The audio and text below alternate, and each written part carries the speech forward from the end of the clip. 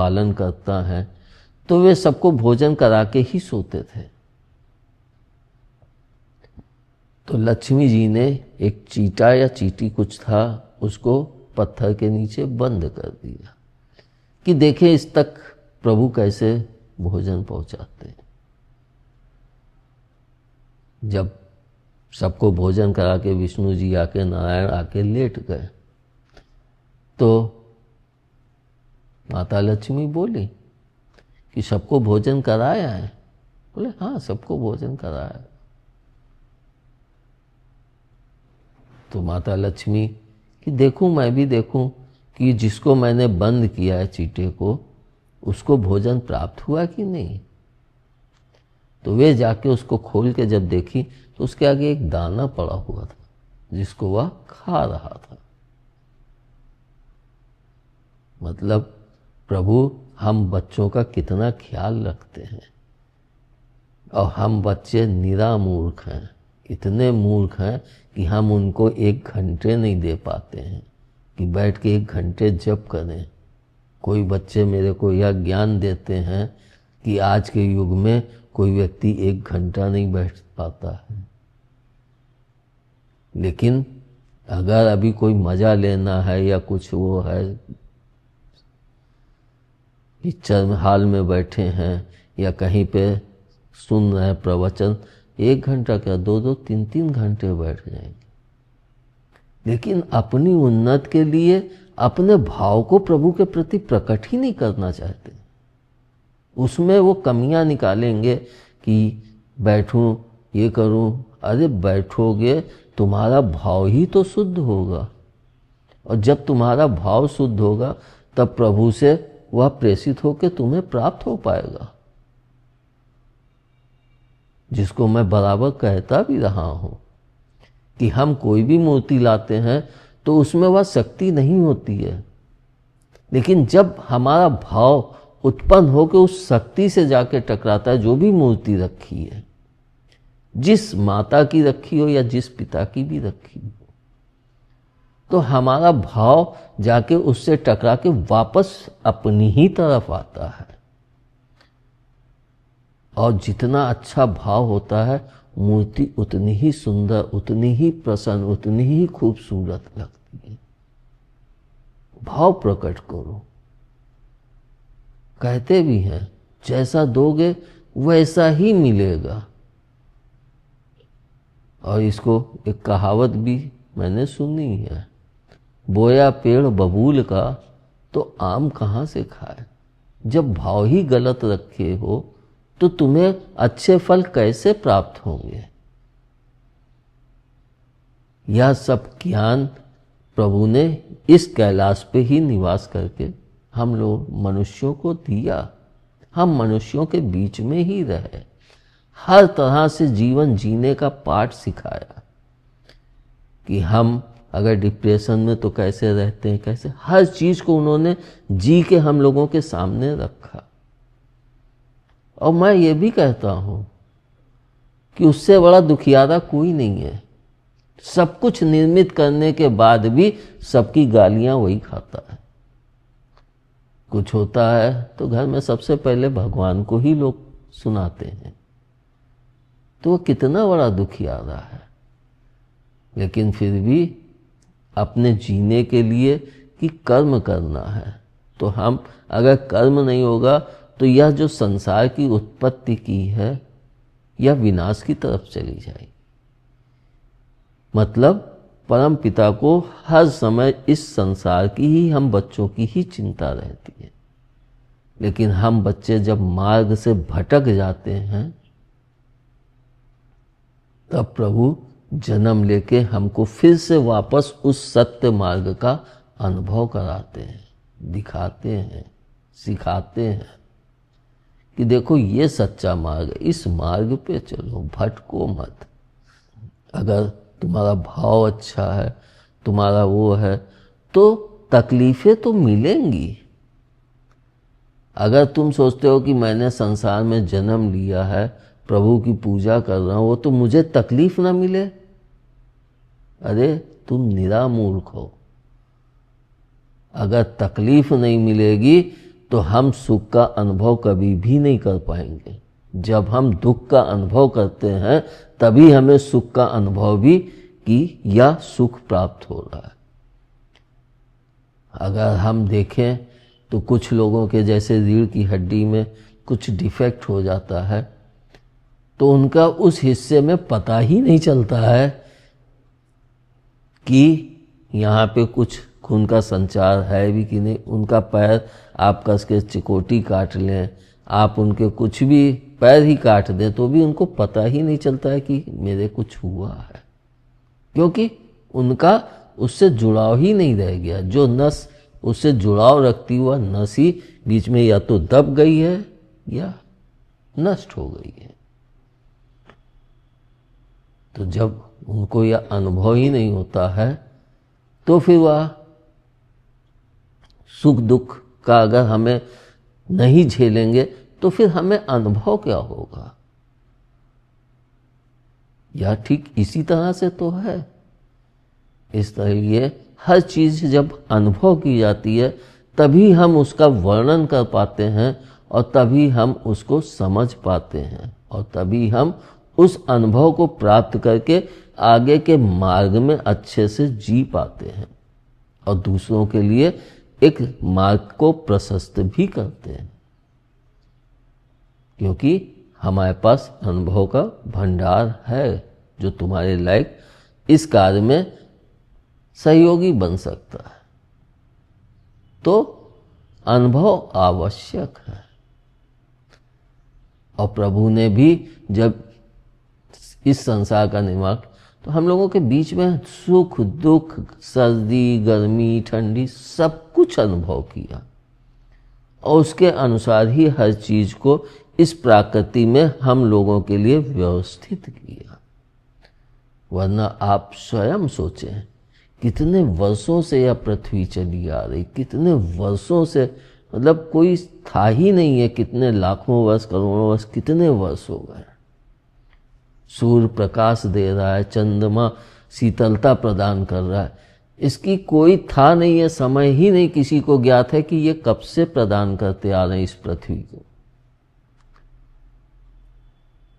और यह हम सभी मनुष्य भी जानते हैं कि पृथ्वी की उत्पत्ति का सही समय और सही ज्ञान किसी के पास भी नहीं है।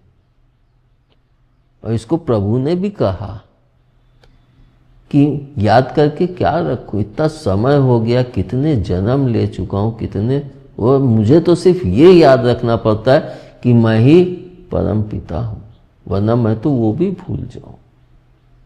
कितने रूपों में जन्म लिया, कितने नाम में। इसके पश्चात जब ज्योतिर्लिंग की स्थापना की, लेकिन बिना शक्ति के वह ज्योतिर्लिंग पूर्ण नहीं होते, इसलिए हर ज्योतिर्लिंग के पास एक मां का शक्ति स्थल भी, मंदिर भी स्थापित किया। हर ज्योतिर्लिंग के हिसाब से ही उन मां की शक्तियों को भी नाम दिया गया। मतलब शिव से शक्ति कभी भी दूर नहीं होती है। शिव शक्ति का वह प्रेम देख के हम मनुष्यों में भी तो वह प्रेम जगाएं। हम अपने पति पत्नी में वह प्रेम ही नहीं पा पाते हैं। आज संसार में कितने लोग देखो पति पत्नी हैं, लेकिन आपस में जैसे लगता है रोज मुआ चाहिए, रोज ये तूने नहीं किया, ये नहीं किया। हमेशा दूसरे को, पत्नी को नीचा दिखाना, या पत्नी प्रबल है, उसके पिता बड़े पैसे वाले या रसूखदार हैं तो वह हमेशा पति को, मतलब हमेशा या तो पत्नी दबाए रहती है या पति पत्नी को दबाए रहता है। इसलिए ये नहीं कह सकते हो कि सिर्फ पति ही पत्नी को दबाता है। मैंने कहा है कि दोनों को समान शक्तियां, समान चीजें दी गई और दोनों अपने ही उसके अनुभव या अपने प्रभाव के कारण, जिसका प्रभाव ज़्यादा होता है वो दूसरे के ऊपर हावी होना चाहता है। अगर हम यह छोड़ दें तो हमारे बीच में कितना प्रेम हो जाए, फिर यह संसार कितना सुखमय हो जाए। शिव भी तो परम पिता थे, वो चाहते तो शक्ति को हमेशा दबाते हैं, लेकिन दबाया नहीं कभी, सीख देते थे, देखो ये चीज गलत है, ऐसे करो, आराम कर लो, हड़बड़ाओ नहीं। क्योंकि माँ हमेशा देखो, कन्या हो चाहे इस पत्नी हो या बहन हो, एक उनमें तुरंत जोश आ जाता है कि नहीं, फिर वे अपने होश से काम नहीं लेती। और वो प्रभु बार बार माँ को समझाते थे कि होश से काम लो, शांति रखो, धीरज रखो। लेकिन बहुत सी जगह हम देखें तो माँ भी तो प्रभु का कितना ख्याल रखती हैं, और बहुत सी चीजों से उनको भी तो वे बचा के लगाती। अब मैं इसको कहता रहता हूं, बराबर कहता रहता हूं कि पति पत्नी दोनों एक दूसरे के पूरक हैं, वह प्रेम तो जगाओ। अगर प्रेम नहीं है तो ये संसार ही ना होता, तो वह प्रेम हम पति पत्नियों के बीच में क्यों खो गया है? इसका सबसे बड़ा कारण क्या है? इसका सबसे बड़ा कारण कुछ नहीं, सिर्फ क्या है? धन। जब बच्चा जन्म लेता है तो वहीं से उसको सिखाया जाता है कि धन के बिना सब सूना है। जिसको मैंने अपने बड़ा चौराहा के वीडियो में बोला भी है कि एक तरफ चकाचौंध है, अब इस चकाचौंध को प्राप्त करने के लिए हमें पूरा परिक्रमा पूर्ण करनी। तो हम उस चकाचौंध को प्राप्त करने के लिए आपस में वो प्रेम, क्यों हम दोनों मिलके प्रेम के साथ उस चकाचौंध को क्यों ना प्राप्त करें? मगर कुछ लोगों में अपना स्वार्थ भी होता है, अपना हित भी होता है। जबकि गांधी जी भी ने कहा, पत्नी से बड़ा सहयोगी साथी कोई नहीं हो सकता है। लेकिन हम लोग सिर्फ सुनते हैं, इधर से निकाल देते हैं, लेकिन जो बात नहीं पसंद आती है तो मुंह से बकने लगते हैं। क्यों बकते हो? यही तो शिव जी कहते हैं, अपने अंदर शांति रखो, धीरज रखो। समय आएगा, जिसने जो पाप किया है, जिसके जैसे कर्म है, उसको वैसा फल प्राप्त होगा। उसको तुम क्यों देने की कोशिश करो? अगर तुम उसको गाली दोगे तो तुम उसके पाप को काट दे रहे हो। फिर कहोगे कि इसने मेरे साथ इतना किया, इसको तो कोई दंड ही नहीं देना प्रभु। अरे प्रभु को दंड देने के लिए तुमने छोड़ा कहाँ? तुम तो खुद ही दंड दे रहे हो उसको, गाली बक के दे रहे हो, तो तुम भी तो पाप कर रहे हो। क्यों गाली बक रहे हो? तब तो प्रभु दंड देंगे। लेकिन हम लोग स्वयं दंड देने उतर जाते हैं। हाँ, अगर दंड, मैं ये भी नहीं कहता हूं कि कोई एक गाल पे झापड़ मारे तो तुम बर्दाश्त करके चले जाओ। मेरे प्रभु कभी भी ये सीख नहीं दी है। जहां से जो भी तुरंत उत्पन्न हो, वहीं पे एक धर के तुरंत दबा दो। लेकिन इतने उतावले होके कूद के कभी जवाब मत दो। अच्छे से सोच के और सही ढंग से जवाब दो। बको मत, गाली मत बको। हम शिव जी के चरित्र से यह सीख सकते हैं। वे बहुत छूट देते थे। अब समझ जा, अब समझ जा, अब सीख ले, अब मान जा, अब तो जान ले तू किससे बोल रहा है, किससे भिड़ रहा है। तब भी जब बच्चे को नहीं समझ में आता था, तब वे अंत में उसका संहार करते थे। मगर उसके पहले वे कितनी बार उसको सिखाते थे, क्योंकि वे साक्षात परम पिता थे। तो वे इतना, लेकिन 2 बार 3 बार तुम भी तो उनको सिखाओ, समय दो। नहीं है तो फिर उसकी रुकावट करो, बढ़ने मत दो। और हम यह देखते भी हैं कि शिव जी बिना उद्देश्य के कोई कार्य नहीं करते थे, और वे जब उद्देश्य के साथ ही कार्य करते थे तो वह हमेशा उचित होता था।